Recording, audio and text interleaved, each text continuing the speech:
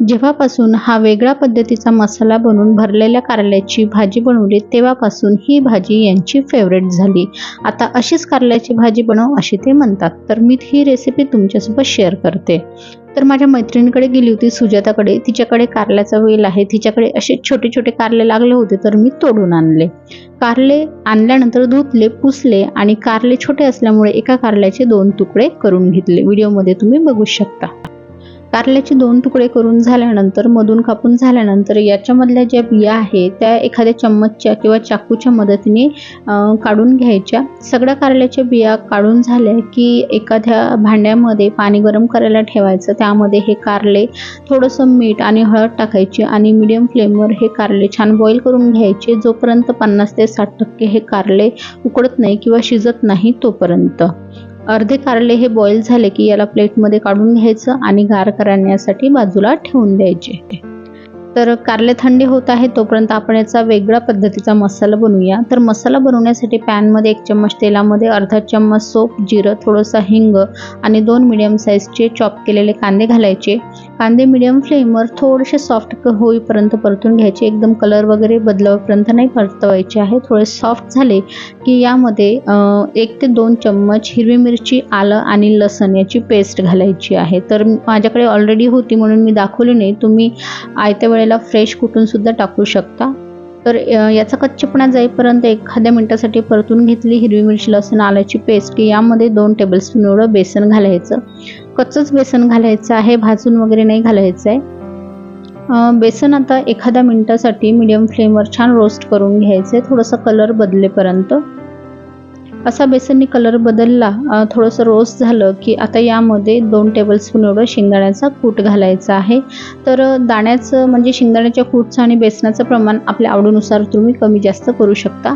यामध्येच 1 चम्मच काश्मीरी लाल मिरची पावडर, हळद, अर्धा चम्मच धने पावडर, अर्धा चम्मच जिरे पावडर घालायचं आणि अर्धा चम्मच आमचूर पावडर घालायचं। आमचूर पावडर नसेल तर तुम्ही लिंबूचा रस घालू शकता। चवीनुसार मीठ घालून एकदम लो फ्लेमवर एखाद्या मिनिटासाठी हे सगळे मसाले फिरवत छान परतून घ्यायचे आणि नंतर गॅस बंद करून घ्यायचा, कारण हा मसाला अजून भाजीमध्ये शिजणार आहे, त्यामुळे जास्त शिजवायची गरज नाही। वरून बारीक चिरलेला कोथिंबीर घालून मिक्स करून घ्या आणि एखाद्या प्लेटमध्ये किंवा बाउलमध्ये काढून हा मसाला थंड करून घ्यायचा। कारले सुद्धा आता थंड झालेली आहेत, 50 ते 60% शिजून घेतलेली आहेत। आपला मसाला सुद्धा जो बनवला होता तोही थंड झाला आहे। या कारल्यामध्ये हा मसाला छान भरून घ्यायचा।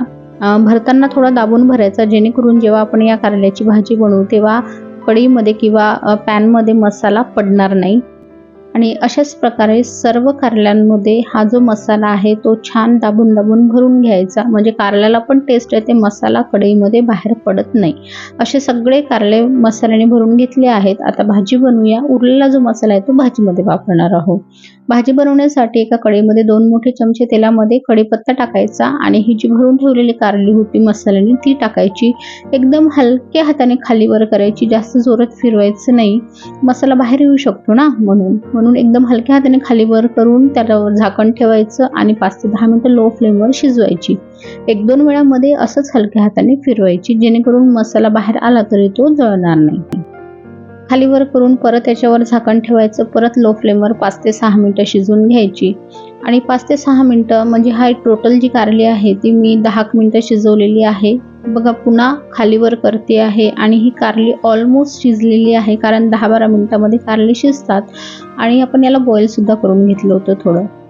चम्मचनी चेक करून पाहू शकता कारली शिजली आहे। आता जो उरलेला मसाला होता तो मसाला टाकून घ्यायचा, व्यवस्थित मिक्स करून घ्यायचं, म्हणजे प्रत्येक कारल्याला वरून सुद्धा या मसाल्याचा फ्लेवर आला पाहिजे।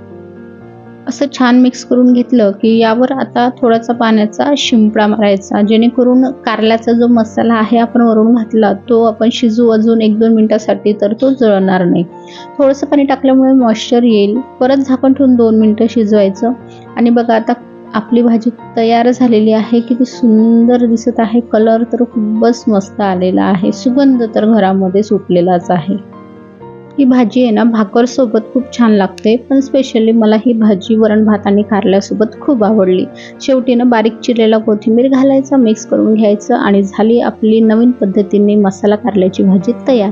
नक्की करून बघा आणि मला कमेंटमध्ये नक्की सांगा।